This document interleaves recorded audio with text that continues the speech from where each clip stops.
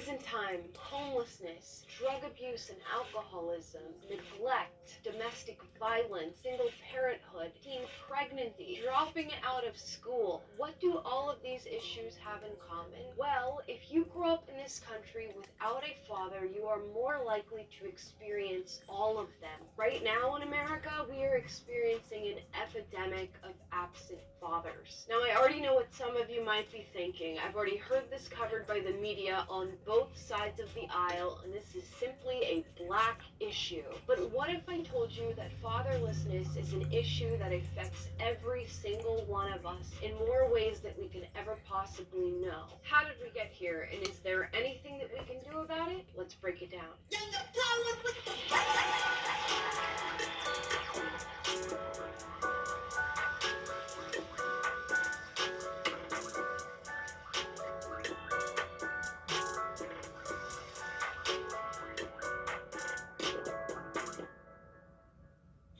My parents got divorced when I was around 6 years old, and suddenly I was just seeing my father less and less. Weekly visits became monthly visits, became talking to each other once a year. That was my new normal. Familiar strangers. To be honest, it didn't really affect me that much. One parent was enough. But I would come to find out later in life that I happened to be super lucky. Not because I didn't need anything from my dad or that there was nothing that he could truly give me, but because I managed to escape some of the horrific outcomes that can be attached to growing up with an absent father. So what are these outcomes? Well, I found that when compared to children from two-parent households, fatherless kids had a 2 times greater chance of infant mortality. They were more likely to face and perpetrate abuse and neglect. They were more likely to experience obesity. They were more likely to become pregnant as teens, more likely to drop out of school, more likely to abuse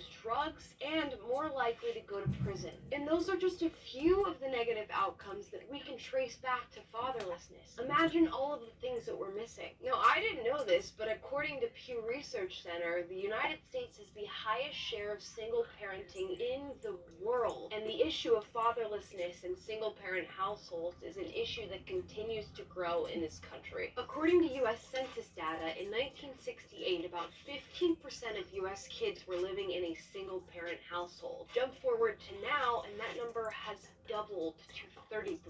Now, I live in Los Angeles, a city that's notorious for running rampant with drug abuse and homelessness and crime, and oftentimes when I see these things happening right in front of my face, I fail to make the connection between that and fatherlessness, when really the odds are that all of these people that we're seeing have grown up without a dad. Like I said before, many view this to be a black issue because the black population does have the largest percentage of single-parent fatherless homes, about 66%.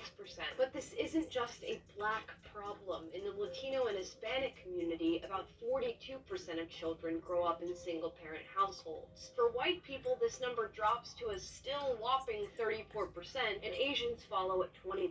So on average, about 1 in 3 American children are growing up in a single-parent household. This is a problem for everyone. So how did we get here? Well, if we're looking at a single-parent household, we're typically dealing with a single mom. As of 2020, there were 14.84 million families with a single mother in the United States. And you might be thinking, well, sometimes marriages don't work out, and as a result, moms are left to take care of their children. And that statement would have been true in, say, the 1960s, where 4% of single mothers had never been married. Flash forward to today, and that has jumped to over 52%, a 13-fold increase. Meaning my mother's story of divorce and single motherhood now represents a minority. In today's day and age, women are getting pregnant out of wedlock and raising the children alone. This goes to show that marriage is not really just a piece of paper. Marriage is often the barrier between a single-parent household and a two-parent household. Not only that, it can be the barrier between poverty and success. And the numbers are stark. If you grow grow up with a single unwed mother, you are 4 times more likely to experience poverty than somebody who lived with married parents. So we know the issue, we know what these families look like, and we know we're all affected by it. So why is fatherlessness still a growing issue in this country? There's 2 areas we have to look at: politics and culture. Politically, the welfare system comes into the discussion. In the 1960s, some well-meaning policies were put forth that ended up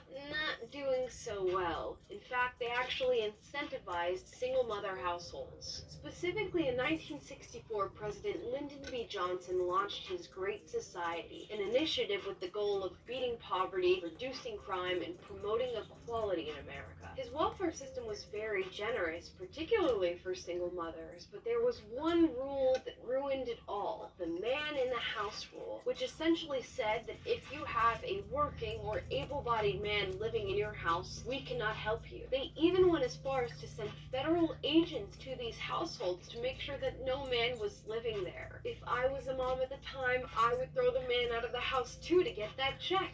These things don't exactly promote marriage. This is exactly why we shouldn't judge policies based on their intentions, but actually on their results. And these results don't bode well. Speaking of things that don't bode well, culturally, radical feminism in Hollywood has completely destroyed the view of not only the American man, but the American dad. It is now a commonly held belief that men are toxic in nature and oppressive forces of patriarchy that must be overcome. Not exactly a person you'd want to marry or have kids with. In Hollywood, young girls have gotten used to watching these ever-present archetypal characters like dumb dad, a-hole boyfriend, Prince Charming, who doesn't exist, and the dreaded girl boss. A woman who is a subpar man, values her career over her family, is sexually promiscuous, and utterly unattached. If I got paid every time I heard the whole "I don't need a man" thing, I'd be the one buying Twitter. It seems as though feminism values single motherhood over married parenting. Couple our cultural problems with our political ones, and you have a recipe for disaster. These 2 things clearly explain the situation that we find ourselves currently living in. So, you know everything now except for what can be done. For starters, we need a culture that values good men, good fathers, and good role models. Can you imagine how our perception of men would change if the media started showing good, well-rounded men taking on the responsibility of fatherhood? We need to step away from the toxic masculinity narrative and into one that values the inherent traits that men have. Politically, we should be looking at policies that don't incentivize single motherhood.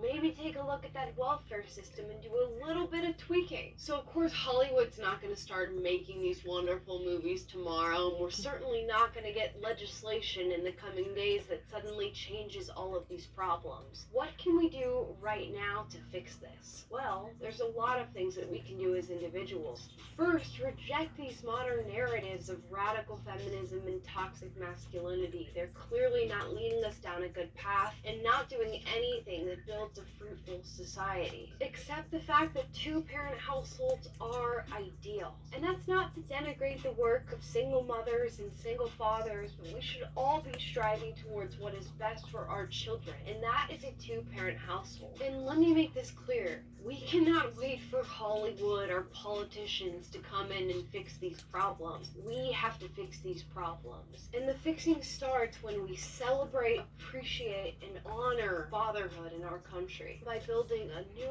culture that has a deep-seated love for parenthood and family, so that when that beautiful moment does come for them, they take on all the responsibilities that come along with it gladly. And to all the fathers and the future fathers watching this, we need you. We need you to be there as a good friend, a good role model, a good husband, a good dad. And you might be thinking that's way too much pressure. You don't know how to be a father, how to take on that role, and certainly not the responsibilities that come along with it. But statistically speaking, just by being there, you can change the world.